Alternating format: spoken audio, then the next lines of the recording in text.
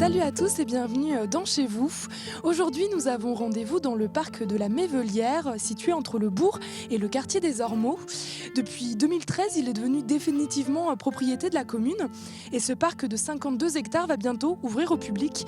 On fait le point sur ce projet phare avec le maire de Bouaye, Jacques Garot.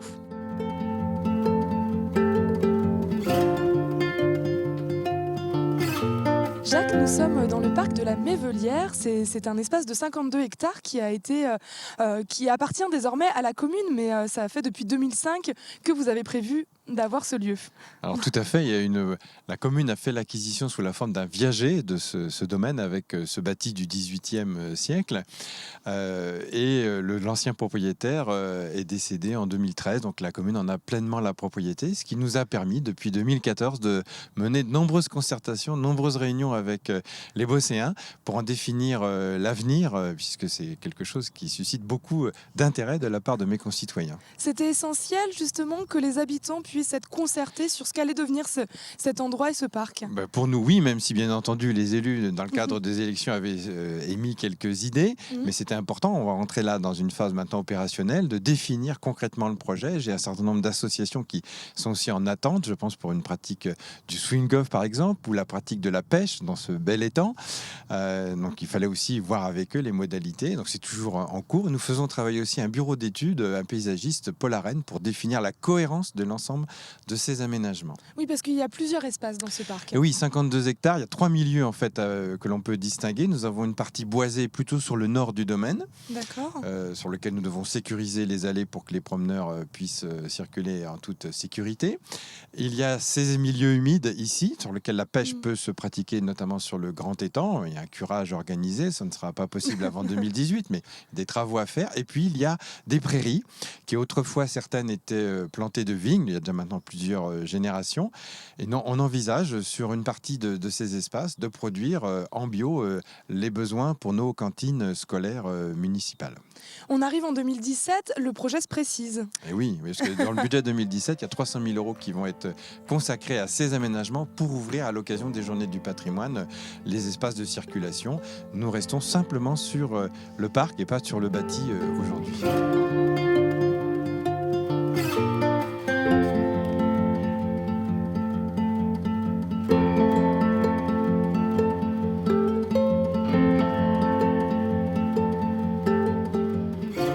Jacques, nous sommes devant le domaine. C'est un bâtiment assez ancien. Il date de quand ? Alors 1735 pour cette partie du manoir de la Mévelière. Il existait une ferme qu'on peut faire remonter au XVe siècle d'après les premiers documents qui ont été retrouvés. Quels sont les projets pour ce bâtiment-là ? Alors pour ce bâtiment, pour l'instant, il ne fait pas partie de notre réflexion puisque sa rénovation, son usage nécessiterait des investissements trop lourds aujourd'hui pour le budget de la commune. Donc nous sommes en réflexion avec l'accompagnement de Loire-Atlantique Développement qui a une réflexion sur le tourisme en Loire-Atlantique pour voir quels besoins complémentaires à des activités aujourd'hui présentes sur l'agglomération nantaise pourraient être utiles ici. Donc c'est en réflexion et nous en saurons un petit peu plus autour de l'été. Mais l'ancien garage, par exemple, qui est dissocié du bâtiment, qui est un peu plus sur la partie est, va être transformé en bloc sanitaire dont nous avons besoin pour la circulation du public nombreux dans ce parc.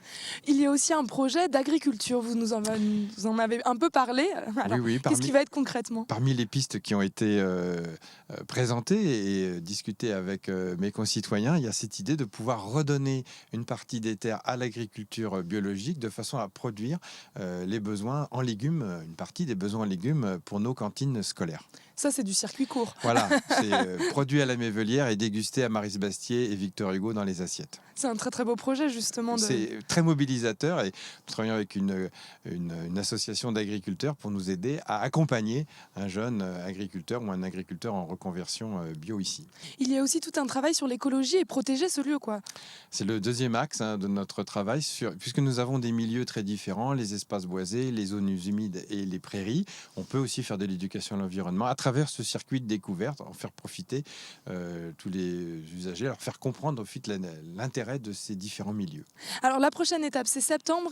Ouverture au public, C'est c'est ça, ça? lors des journées du patrimoine, nous espérons être en ordre de bataille pour pouvoir ouvrir tous les week-ends aux promeneurs à partir donc de mois de septembre. Et puis les travaux vont continuer ensuite, parce que c'est un projet de longue haleine. Je pense qu'il y a bien une dizaine d'années de chantier devant nous.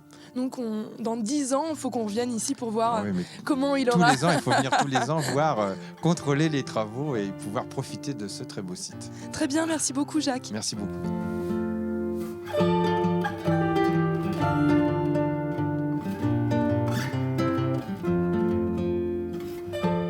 Chez vous, c'est fini pour ce soir. Demain, nous serons au lycée agricole Daniel Brottier.